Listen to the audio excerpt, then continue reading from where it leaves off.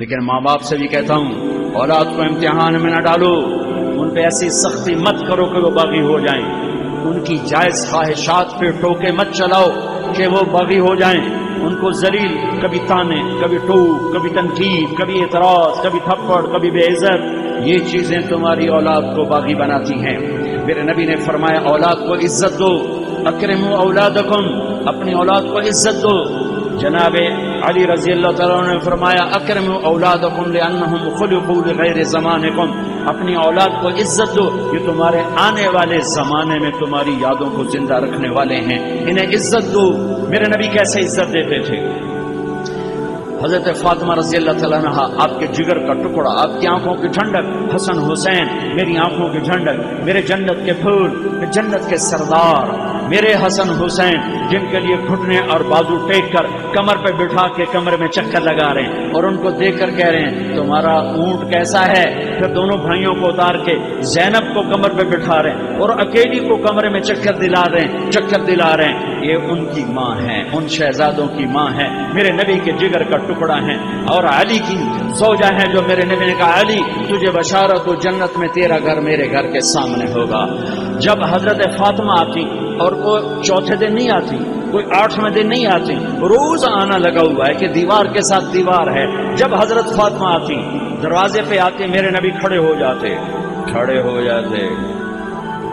کوئی ماں باپ کھڑے ہوتے ہیں اولاد کے لیے، میرے نبی کھڑے ہو جاتے اور وہیں نہیں کھڑے رہتے تھے، دروازے کی طرف پہل فرماتے تھے، آگے بڑھتے تھے، وہ حضرت فاطمہ کا ہاتھ پکڑتے تھے اور یہاں بوسہ لیتے تھے، بوسہ، پھر ان کا ہاتھ پکڑ کے اپنی بیٹی کو چارپائی پر پہلے بٹھاتے تھے، اس کے بعد خود بیٹھتے تھے۔ یہ ہے میرے نبی کی عزت اولاد کے لیے۔ 99% ماں باپ اولاد کو اپنی پراپرٹی سمجھ کے رگڑ دیتے ہیں، پھر وہاں سے بغاوت واپس آتی ہے۔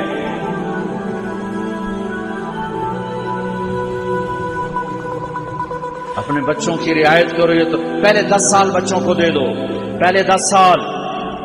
ظالم ہے ماں، ظالم ہے باپ جو 3 سال کے بچی کو اسکول بھیج رہا ہے، ظالم ہے۔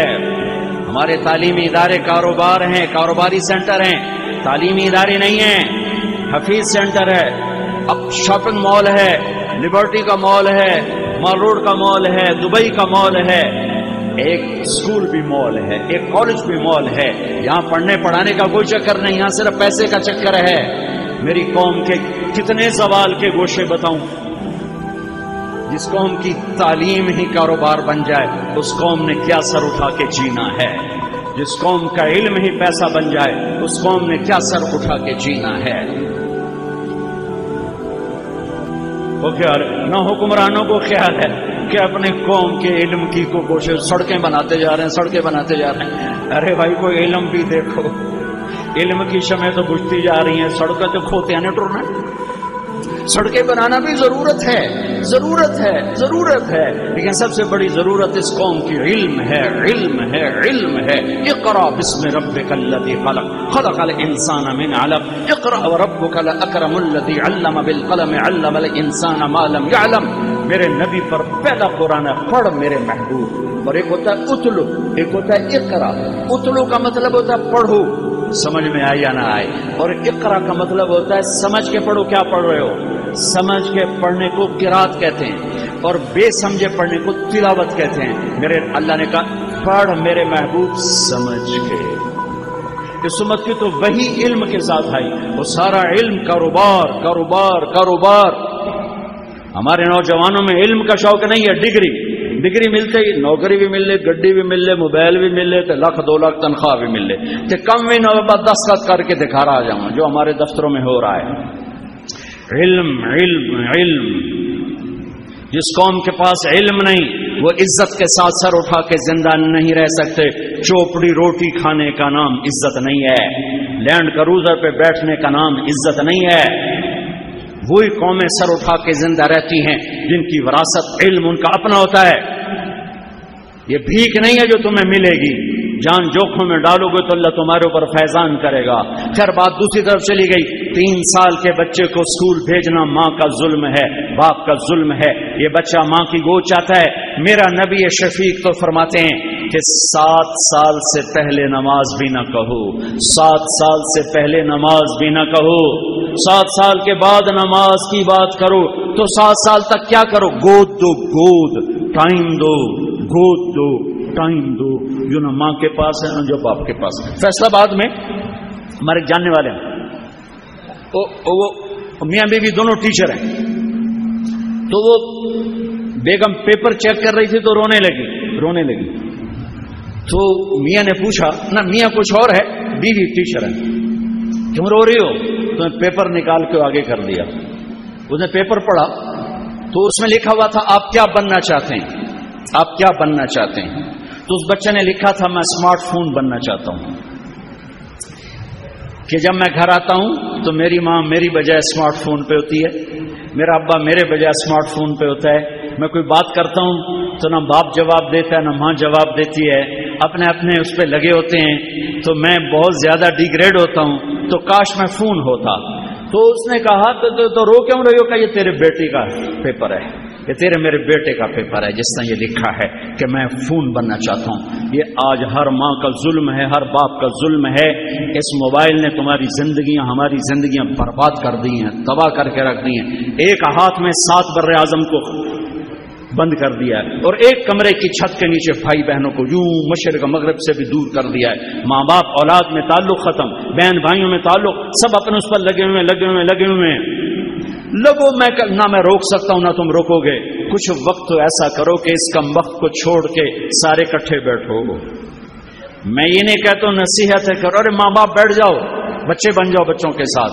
10 سال بچوں کو دے دو، ساری زندگی بچے تمہارے ہیں. پہلے 10 سال نہیں دو گے، ساری زندگی بچہ تمہارا نہیں ہے. کہ بچے کی فائل 7 سال تک 10 سال تک پڑھنے سے نہیں کھلتی، دیکھنے سے کھلتی ہے. دیکھتا ہے وہ جو دیکھتا ہے وہ سیکھتا ہے، جو دیکھتا ہے وہ سیکھتا ہے. جب اس کو پڑھنے لکھنے پہ لگایا جاتا ہے تو سارے نیورون جل جاتے ہیں. یہ سارا سسٹم اس کا آف ہو جاتا ہے. 10 20 ہزار تم 3 سال کے بچے کی فیسیں بھر کے اپنے بچوں کو تباہ کر رہے ہو. مجھے پتا میری کوئی نہیں سنے گا، لیکن وہ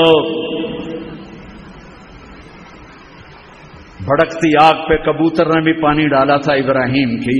اسے بھی پتا تھا میری 2 چن جنال کی آگ بجھنی ہے. مجھے بھی پتا ہے میری کوئی نہیں سنے گا، شاید میں ہی پاگل کہلاؤں، دیوانہ کہلاؤں. لیکن میں ان وادیوں سے گزرا ہوں. میں اچھے اسکول کا گورنمنٹ کالج لاہور کا پڑھا ہوں، مجھے پتا ہے ان سارے راستوں کا. میری 11 سال عمر تھی، میرے باپ نے مجھے لاہور بھیج دیا سینٹرل ماڈل اسکول میں پڑھنے کے لیے. ہاسٹل میں ڈالا. 3 سال میں روتا رہا ماں باپ کی جدائی پر. 4تھے سال میرے آنسو ایسے خشک ہوئے کہ نہ موت تک نہ ماں سے پیار کر سکا نہ باپ سے پیار کر سکا. دین میں لگنے کے بعد عزت دی، احترام دیا، خدمت کی. میرے باپ نے میری گود میں جان دی، میں نے اس کو غسل دیا، جنازہ پڑھا ہے. لیکن میں تمہیں دیانتداری سے کہہ رہا ہوں، میں ماں باپ سے پیار نہیں کر سکا. کہ پیار کی شمع انہوں نے بجھا دی تھی. جب مجھے ان کی گود کی ضرورت تھی انہوں نے مجھے ہاسٹل میں ڈال دیا. میرے محبت کے سارے چراغ انہوں نے بجھا دیے جنہیں میں کوشش کے باوجود نہ جلا سکا. ہاں اپنی اولاد کو ٹائم دو، یہ تمہیں ٹائم دیں گے. پھر کچھ وقت ایسا نکالو جب یہ ساری چیزیں آف کر دو، ٹی وی آف کر دو، موبائل آف کر دو، گھر کے افراد کٹھے ہو کے بیٹھو، جو مرضی باتیں کرو، تمہاری محبت بڑھے گی. ہاں غیبت نہ کرو، جھوٹ نہ بولو، گالی نہ دو، کسی کی بری بات نہ کرو، کسی کو منفی ڈسکس نہ کرو. محبت کے جو بول بولو گے تمہارے بچے پروان چڑھتے چلے.